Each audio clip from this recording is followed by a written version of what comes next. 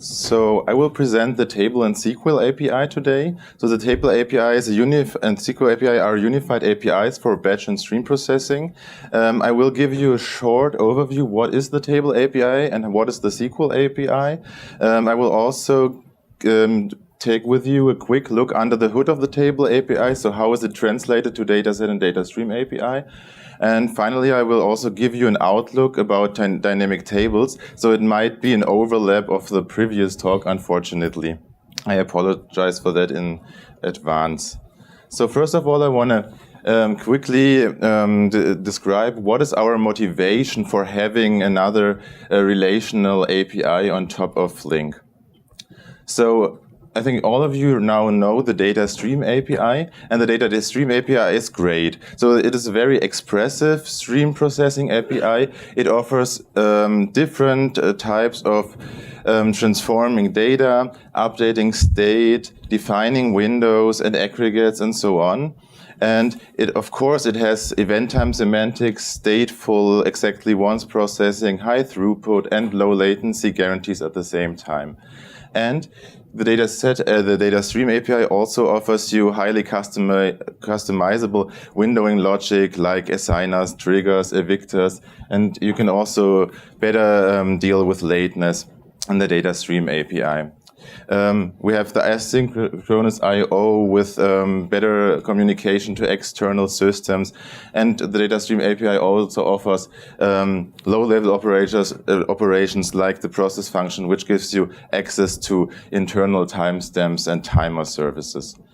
However, this DataStream API is not for everyone, because usually writing a DataStream program is not always easy. So the stream processing technology spreads very rapidly at the moment, and there are added new features to the DataStream API all the time. New streaming concepts occur in the streaming space, like we have time, state, windows, and right now there is a little bit of talent gap of developers that know all those concepts, state, window, time, etc. So continuous applications have some special requirements. So for example, they are usually memory bound. So if you have a continuous application, you always also think about how you're creating objects, when do they get garbage collected, and so on. How do I handle timestamps, watermarks, and process functions? All that needs some programming experience, especially Java and Scala. But actually, users want to focus on their business logic. And usually there are, for example, data scientists that don't know Scala and Java very well. So we wanted to design an API which quickly solves roughly 80% of the usual regular use cases that occur in a usual company, so that simple tasks can also be defined with using little code. So we thought about why not using a relational API for that. So a relational API is declarative, which means the user can assess what is needed, and the system underneath just decides how it will be computed, so that users do not specify implementation at all. Because right now, in the DataStream or the dataset API, most of the users have to define user-defined functions. But user-defined functions are a black box, basically, for the system, which means it is very bad for optimization because we don't know what's happening inside the user-defined functions. And also, relational APIs are a very well-researched field. So SQL optimization rules for so relational algebra is a very researched field over decades.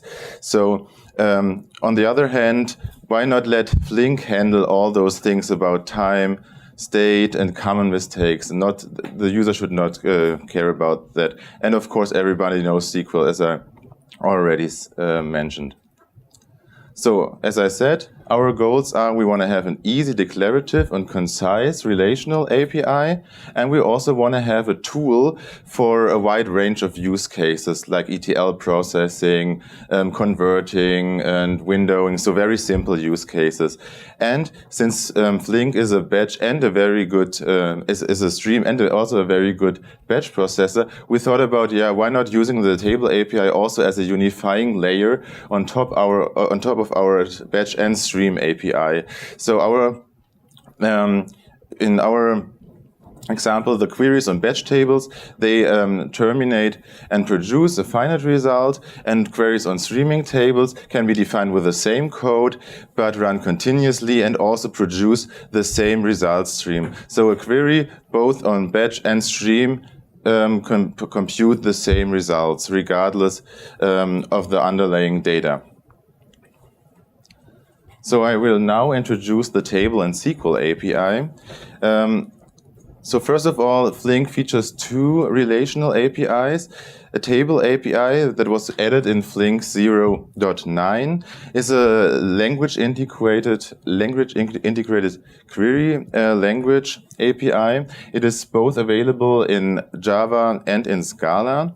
However, it was reworked entirely during the last year. So since Flink 1.0, it is now based on Apache Calcite, but I will also show it on a later slide. So as you can see on this stack, the table API sits on top of the data set and DataStream API. The table API is centered around so-called table objects. So you work with these table objects, and all operations are also are applied on this table object. So you work on a table, and the result is also a table. In SQL, you can define standard SQL. This was added in Flink 1.1, and these queries can be implemented as a string, or can be defined as a string, and the result is again a table of the table API. So let's quickly look at an example how the table API in Flink looks like. This is an example of the Scala table API, but as I said, there's also a Java version of it. So first of all, we have our starting point. It is the table environment. So as you can see here, we pass the original execution or stream execution environment, and after that, the entire table program is defined, and now we are independent of dataset or DataStream API. So in this example, we use a CSV table source, and for reading some CSV files consisting of a name and some preferences. We register this table source, so we just give it a name so that we can access it using SQL, for example. Here, then we can also, after that, we can then say, for example, in this case, scan our table customer and select the name. We want to do some ETL before, in this case. So we lowercase the name, and we can also use user-defined functions. In this case, it's a myParser function, which parses the preferences. So maybe they are in JSON, and we just want to we just want to convert them into an array, for example.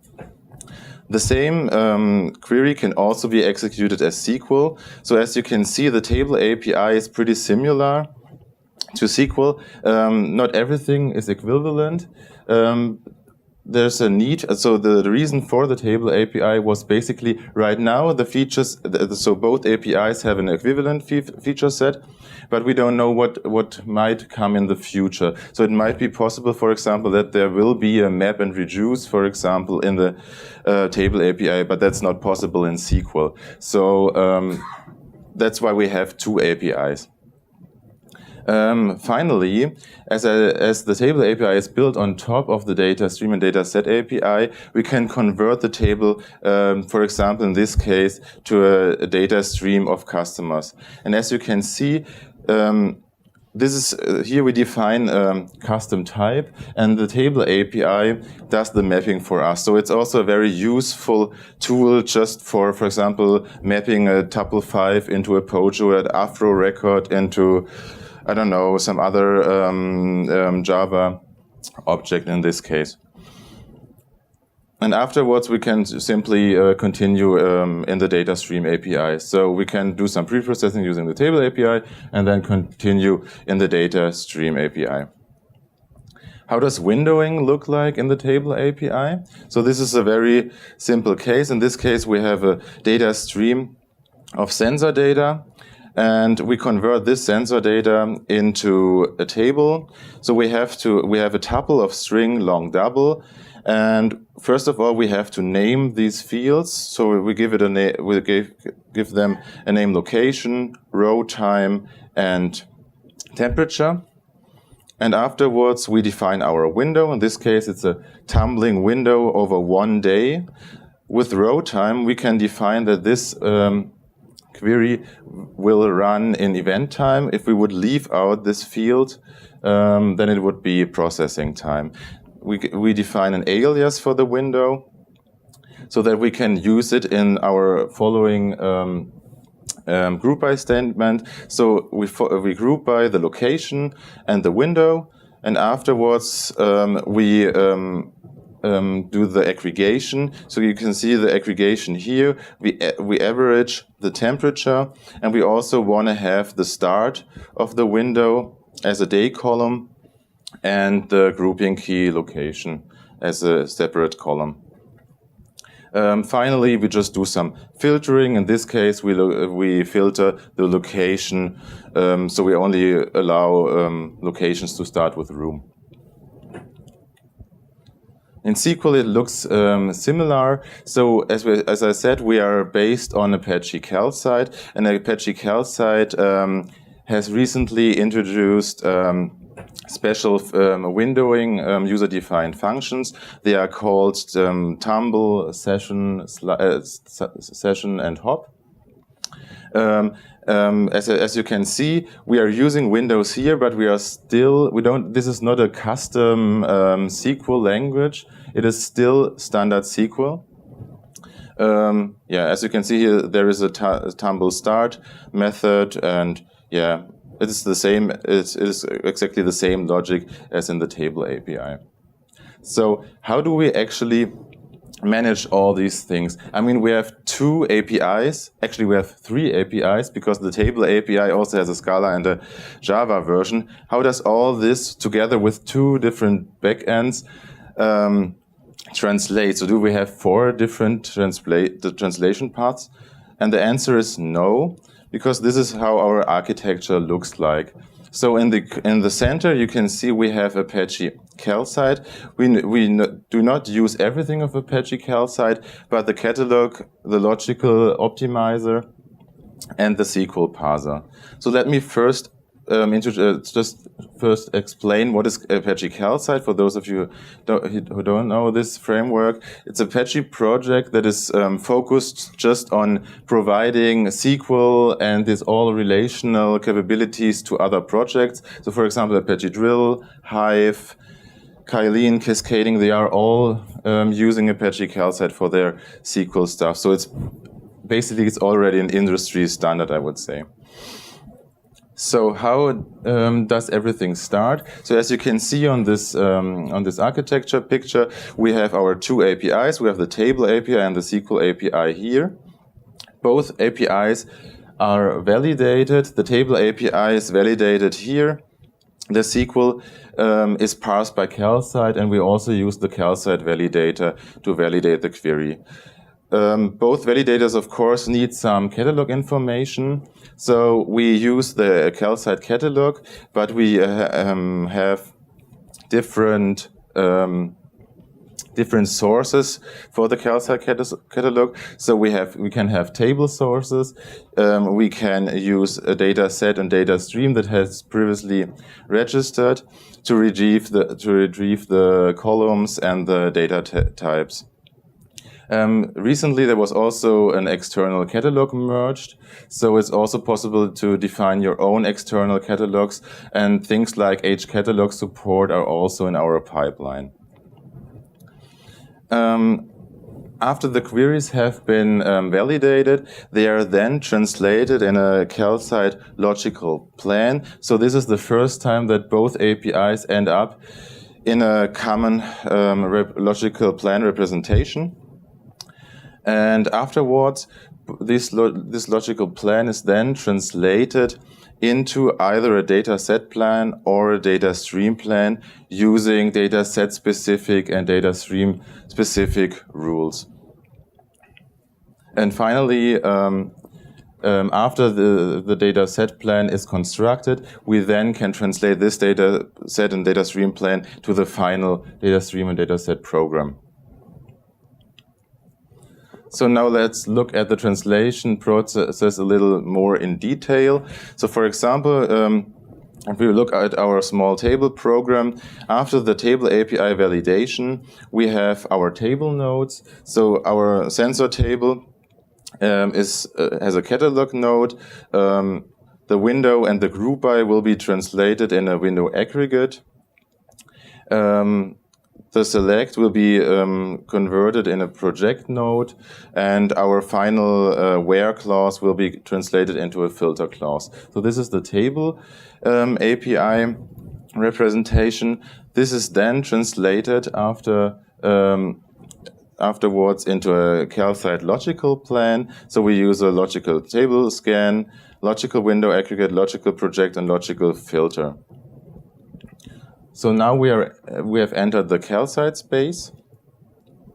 So how do we continue? So this logical plan is then optimized using different rules, as I said.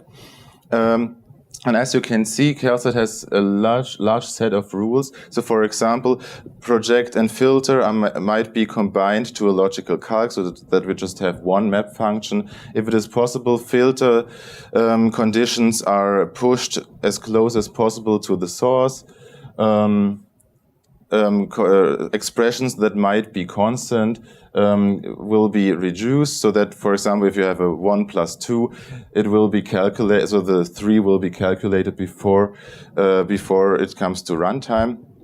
And after we have this optimized plan, we can then translate it into a data stream plan. In this case, it transforms into a data stream scan, data stream calc, and a data stream aggregate. And now we want to have our data stream program, and this is again a translation step. In this case, a data stream scan is not necessary anymore because we have already our data stream available, so we just forward the given data stream to the next operator. Then we have a data stream calc, which is simply translated into a flat map function. However, we code generate the content of the flat map function. We also have a data stream aggregate. This is, for example, translated in two Flink functions. So we generate an aggregate function for incrementally do aggregations, and we also translate it into a window function. So all this translation has always streaming in mind. So it tries to reduce object creation. It tries to do all the aggregations incrementally. We use, by the way, the Janino compiler framework to code generate all this highly optimized code. So what is the current status of the table API in master? So we have both batch and streaming support. In streaming, in batch we right now support selection, projection, sort, inner and outer join, and different set operations. And we also support group windows for slide, tumble, and session, which means you can define windows in your table program. You can run them in a streaming environment. Right now, those if there is, for example, late data, this late data is dropped. But for example, you could run a batch job once a month also to include all the late data. So all windows are also have an implementation in the batch API. What do we support in streaming? Right now we support selection, projection, union. As I said, the group windows for slide, tumble, and session. And we also support different SQL over windows. So those of you that are familiar with the over windows, they are also called sliding windows in SQL. They take one record and always produce one record as an output. So right now we support range unbounded preceding, rows between 5 preceding and current row, range between interval 1 second preceding and current row. So a lot of over windows are already supported. And we, of course, also allow to extend the table API functionality. So we have user-defined functions where you can implement scalar functions. We support user-defined table functions which split up a scalar value into multiple rows. And you can also define custom rules. So for example, if you have a very special pattern in your SQL query, and you want to translate this in a very specific data stream or data set operator, then you can just do it and extend the API how you need it. So as you can see in this example, there is a large set of operations that are supported in batch, but not in the streaming API. So the problem is relational processing was always just defined for batch processing. There is no well-defined semantic right now for doing relational operations on streams. So this is why we thought about, okay, we have to fix this behavior. So how do we continue? First of all, as you might have noticed, all operations that are supported so far are, so for example, selection, projection, they are just record at a time operations. This is not a problem usually for streaming, so we could implement them. However, for group windows, for example, right now we drop late data. But actually we don't do that. We also want to consider late data, of course. So that means we need a new concept for that. And this concept is called dynamic tables. But before I will discuss dynamic tables, I just want to show you what we actually want to achieve with dynamic tables. So what are typical use cases for streaming SQL? So we thought about, okay, we have two typical use cases. One is continuous ETL and data import. So for example, you have a stream, you want to run a continuous query, maybe consisting of some state, and then you just want to emit it into a log style system where the emitted data cannot be updated usually. So for example, you can just emit it to Kafka, to a file, to a database. There are only append operations, no updates, no deletes. The other use case usually is, for example, you have some live dashboards or reports. So you usually run your continuous query on your stream, but you have a key defined, and actually what you want to do is just maintaining some materialized view. So this materialized view, for example, can be a key value store. It could also be that you just want to update your Flink state continuously, or you just want to store it in a usual relational database or a compacted Kafka topic. So why do we need dynamic tables? Actually, we need them to also have the possibility to update the results, even then the result is emitted, but we want to update it again. So this increases the scope of the APIs and the range of the supported use cases. And it can be right now quite challenging to implement the following use cases using the DataStream API. So here is the dynamic table model. So first of all, as I said, it's just a model, which means we do not discuss how it internally works. So it is not implemented right now. So most of the Alibaba folks are working right now on implementing it. but it is important to understand the model in order to use the table and SQL API in the future. So first of all, dynamic tables change over time. So they are not static tables. They always depend on a timestamp. Dynamic tables, however, can be treated like a batch table at a certain time. Dynamic queries tables can be queried with standard SQL or with our table API. And every query that returns another dynamic table, every query that is executed on a dynamic table also returns a dynamic table, which means usually the dynamic table runs continuously and also produces a table that is continuously updated. So actually, yeah, it is another dynamic table. How can we do that? So you might have heard of this stream table duality. So actually, if you look at a database system, these database systems have a database log before they update their table. So what is a log basically? Log is it's just a change log. So first of all, there is an incoming stream of events. It is stored in a log and then applied to a table. So basically, we can simply transfer every table into a change log and every change log into a table. And this is a stream table duality. So without loss of information, we can convert between a change log and the table. So, but first of all, we need to convert the stream into a dynamic table, and we want to introduce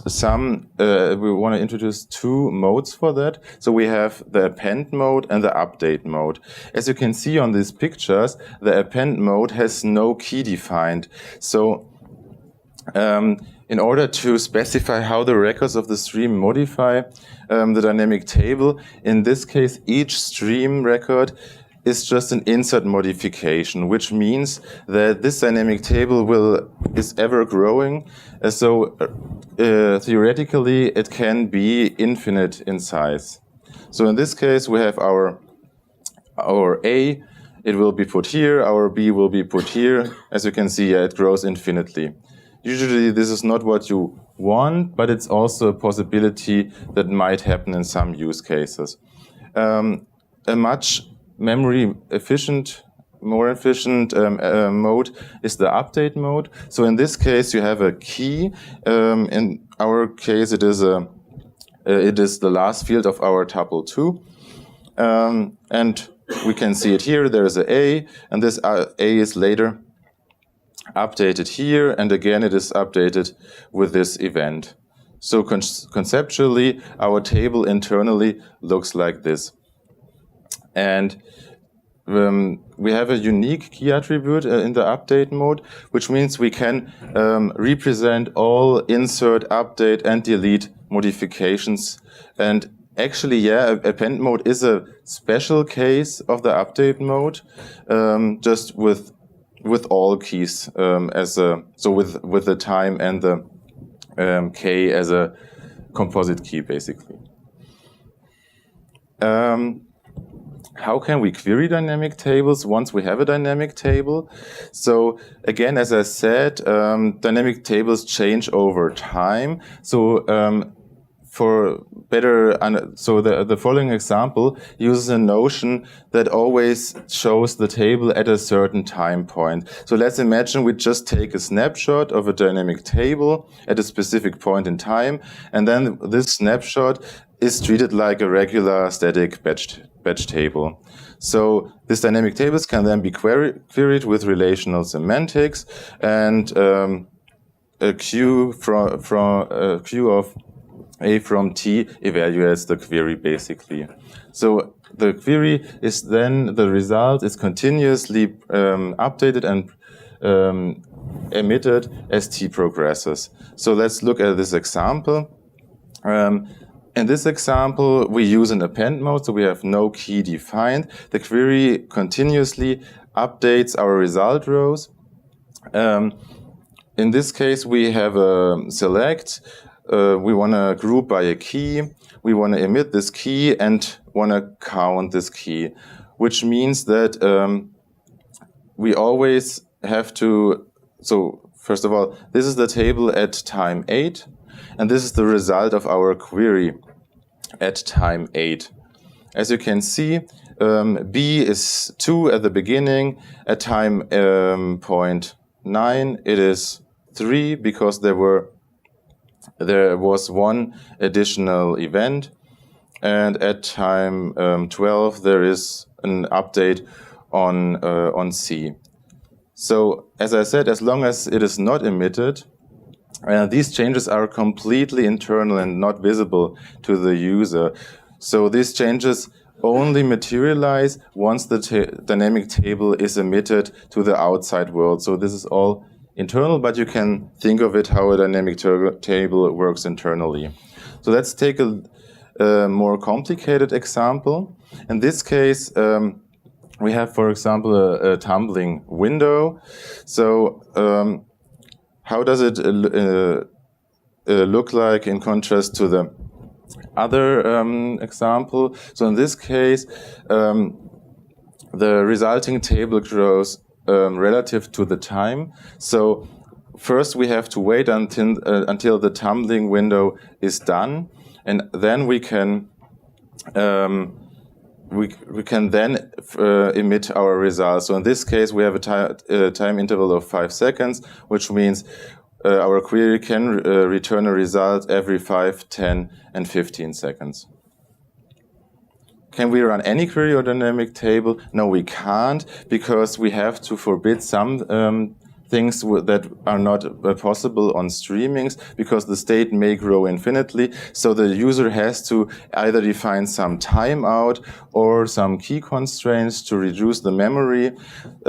We only support incremental aggregations because all other aggregations would not make sense. How would it look like if we would transfer the dynamic table to a stream? So basically we borrow the techniques from the database logging system. So there are 3 types of logging: the undo logging, which just contains the previous value of a modified element to revert incomplete transactions. We have a redo logging, which contains the new value of a modified element to do redo lost changes of completed transactions. And we have undo redo logging, which combines both worlds. So for dynamic tables, we want to do redo. So we want to support the redo and undo redo output mode to convert a dynamic table into a stream. So how does it look like? So because in this example, because A is an append mode, we can only support insert and delete. So even if there is an update, we first have to emit a delete, and then we can insert the update. So every update is an insert delete. Every insert is an insert statement. In the redo, we have a key, so we can not only do insert and delete, we can also update our key in this example. And if you look how our results are computed, additionally to the output mode, you can also define some output options. So for example, you have a window of, let's say, 1 day, but you might want to compute some early results. So you want to have access. Maybe you want to first access your window after 30 minutes. So you can specify a first result, but you can also then have an update rate. For example, every 5 minutes I want to have the result of my window computation right now. And you can also wait for some late events. So you can also define a complete result, which is X after your actual window end. And you can also enable late events so every time a late event arrives, there will be some update. And you can also specify when you want to have a last result, so that the state is purged after your last result timestamp is over. So to wrap up everything, the table API has there's a huge interest right now. There are many contributions, many contributors, especially the Alibaba group, Uber and Huawei are contributing right now to the table API. We want to support more windows. We want to introduce the dynamic tables, and there is a lot more to do. So new operators, new features. Of course, we want to do performance improvements, and we want to also improve the tooling around the table API. So we want to have, for example, a SQL client. And yeah, just try it out, give some feedback, and yeah, start contributing if you like. Join the discussions. If you think, yeah, dynamic tables are not perfect, then just join the discussion and help us improving it. That's it. Thank you very much.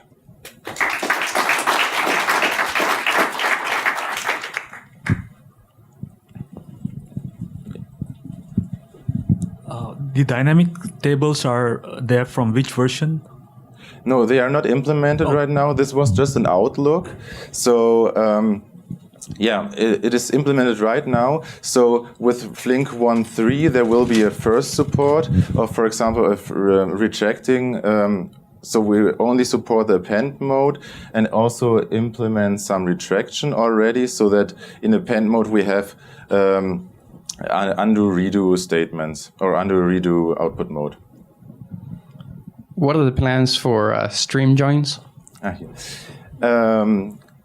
now, there are JIRAs for it, but first we have to. So the problem is, if we would care about stream joins right now, we cannot implement it because dynamic tables are missing. So we have to serialize the development a little bit. So first we want to implement the dynamic tables, and afterwards, of course, we also want to care about joining update and append mode tables to append tables, and so on. So it's in the pipeline, yes, on the roadmap.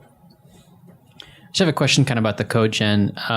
So for example, in Apache Spark, they do a lot of unsafe code gen, and I see that there's a flip open for doing that in sorts. Is that something that we should expect to see more of, is more like unsafe code gen and unmanaged or memory that's not managed off heap for, like, for example, in the batch, Spark got a lot faster in the batch layer by doing some of those things? Are those sort of things you guys are looking at, or as the table API is a little bit more optimizable that way?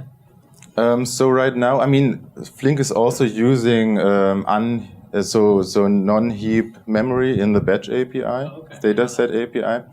I think there will be some more performance improvements in the future, but right now for streaming, I think off-heap doesn't make much sense.